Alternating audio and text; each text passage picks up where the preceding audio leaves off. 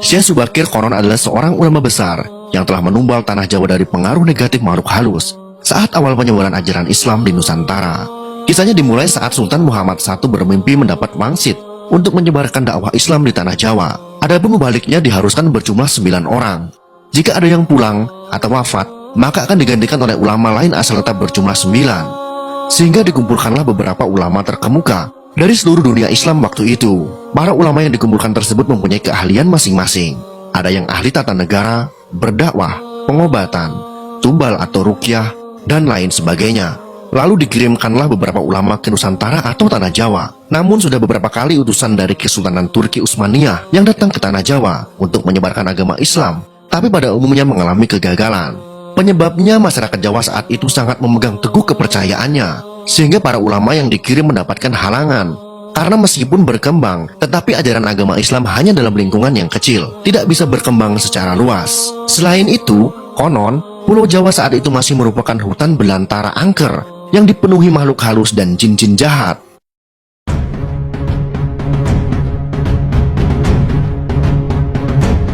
Lalu diutuslah Syekh Subakir, ulama asal Persia yang ahli dalam meruqyah, ekologi, meteorologi, dan geofisika ke Tanah Jawa. Beliau diutus secara khusus menangani masalah-masalah gaib dan spiritual yang dinilai telah menjadi penghalang diterimanya Islam oleh masyarakat Jawa ketika itu. Berdasarkan babat Tanah Jawa, setelah sampai ke Nusantara, Syekh Subakir yang menguasai ilmu gaib dan dapat menerawang makhluk halus mengetahui penyebab utama kegagalan para ulama pendahulu dalam menyebarkan ajaran Islam, karena dihalangi para jin dan dedemit penunggu Tanah Jawa. Para jin, dedemit, dan lelembut tersebut bisa berubah wujud menjadi ombak besar yang mampu menenggelamkan kapal berikut penumpangnya, dan menjadi angin puting beliung yang mampu memporak-porandakan apa saja yang berada di depannya. Selain itu, para jin kafir dan bangsa lelembut tersebut juga bisa berubah wujud menjadi hewan buas yang mencelakakan para ulama pendahulu tersebut.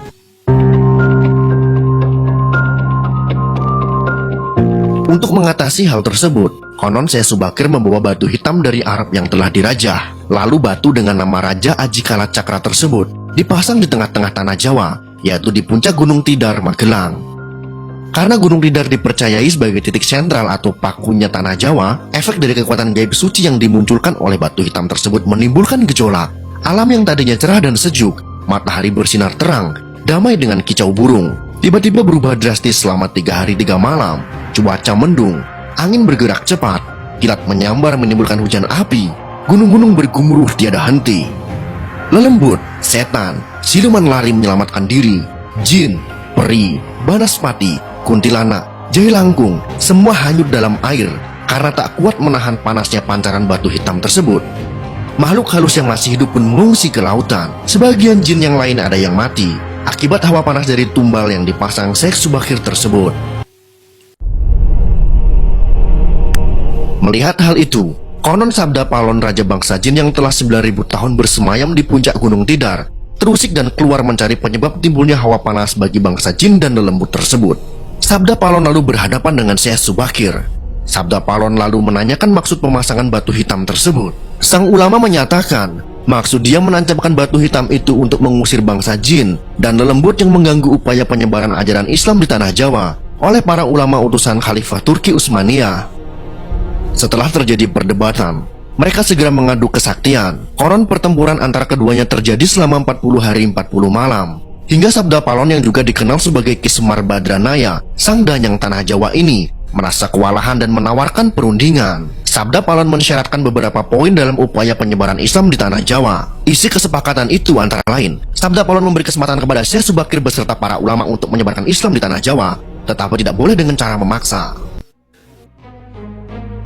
Kemudian Sabda Palon juga memberi kesempatan kepada orang Islam untuk berkuasa di Tanah Jawa. Para raja Islam itu disilahkan berkuasa, namun jangan sampai meninggalkan adat istiadat dan budaya yang ada. Silahkan kembangkan ajaran Islam sesuai dengan kitab yang diakuinya, tetapi biarlah adat dan budaya berkembang sedemikian rupa. Syarat-syarat itu pun akhirnya disetujui oleh Syekh Subakir. Selain di puncak Gunung Tidar, Syekh Subakir juga membersihkan beberapa tempat angker di Tanah Jawa yang dikuasai para raja jin dan makhluk halus lainnya. Dalam versi lain diceritakan untuk membersihkan wilayah Gunung Tidar dari bangsa jin, Syekh Subakir membawa senjata pusaka berupa tombak Kiai Panjang. Lalu tombak pusaka tersebut ditancapkan tepat di puncak Tidar sebagai penolak bala. Dan benar, tombak sakti itu menciptakan hawa panas yang bukan main bagi para lelembut dan bangsa jin yang berdiam di Gunung Tidar. Mereka pun lari tunggang langgang meninggalkan Gunung Tidar. Sebagian pengikut Sabda Palon dari bangsa jin melarikan diri ke timur, dan konon hingga sekarang menempati daerah Gunung Merapi, yang masih dipercaya sebagian masyarakat sebagai wilayah yang angker. Bahkan sebagian lagi anak buah Sabda Palon, ada yang melarikan diri ke Alas Roban, dan ke Gunung Serandil.